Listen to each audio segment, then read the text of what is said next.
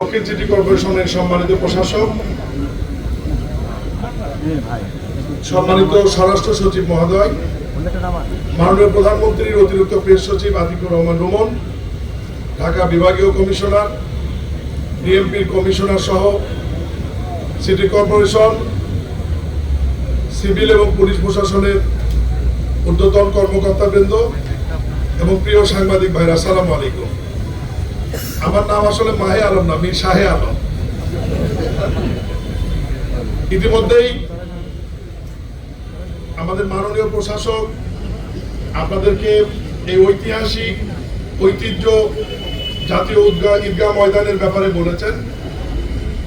এইবারের ঈদগাহ ময়দানের ঈদের নামাজটা স্বাভাবিক কারণে একটু ঐতিহাসিক হবে, এই কারণেই যে এখানে মহামান্য রাষ্ট্রপতি এখানে ঈদের নামাজ আদায় করবেন এবং দীর্ঘদিন পর 200-র বেশি সার্ভিস ও ফিচারে লেনদেনের সব বিকাশ অ্যাপে সম্ভব।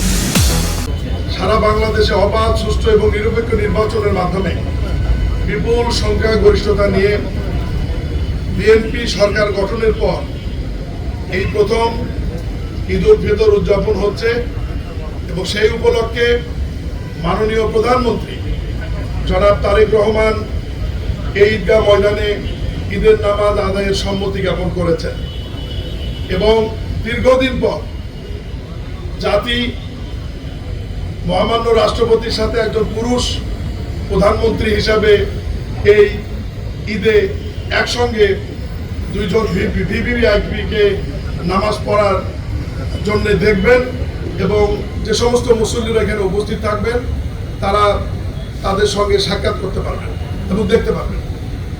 বরাবরের মতোই যে আয়োজন থাকে সেরকম আয়োজনই থাকবে। ইতিমধ্যেই প্রশাসক মহোদয় বলেছেন এর বাইরেও একটা মেডিকেল টিম এখানে থাকবে, অজুর ব্যবস্থা থাকবে, ভদ্র মহিলাদের জন্য, মুসল্লিদের জন্য আলাদা ব্যবস্থা থাকবে, সাধারণ মুসল্লিদের জন্য আলাদা ব্যবস্থা থাকবে। পুরুষ এবং মহিলা মিলে সব সহ কম বেশি প্রায় 40,000 মুসল্লিদের এখানে নামাজের ব্যবস্থা থাকবে। আমরা আজকে এসেছি সর্বশেষ আয়োজনের অবস্থাটি দেখতে। আপনারা আমাদের পক্ষ থেকে, আয়োজকদের পক্ষ থেকে জাতির সামনে তুলে ধরবেন এই বিষয়টি এবং আমি আবারও বলি ঈদের নামাজ অনুষ্ঠিত হবে সকাল 8:30টায়। এই সময়ের মধ্যে যে সমস্ত মুসল্লিরা মহামান্য রাষ্ট্রপতি এবং বাংলাদেশের সবচাইতে এখন জনপ্রিয় প্রধানমন্ত্রী জনাব তারেক রহমানের সঙ্গে যারা ঈদের জামাতে নামাজ আদায় করতে চান তাদেরকে আমি আর অনেক পূর্বেই এখানে আসবার জন্য দাওয়াত করছি, আমন্ত্রণ জানাচ্ছি। আমাদের বিভাগীয় কমিশনের নেতৃত্বে একটি কমিটি রয়েছে, একটু পরে ওনারা বসবেন আবহাওয়া অধিদপ্তরের কর্মকর্তা সহ বৃষ্টির সার্বিক পরিস্থিতি এবং আবহাওয়ার পরিস্থিতি নিয়ে ওনারা বৈঠক করে যদি অতিরিক্ত বৃষ্টি হয়, নামাজ পড়ার মতো পরিস্থিতি যদি না থাকে, সেই ক্ষেত্রে পরবর্তী এই নামাজটি কোথায় হবে বা করণীয় কি, এটা আপনাদেরকে বিভাগীয় কমিশনার মিটিং শেষে একটু পরেই উনি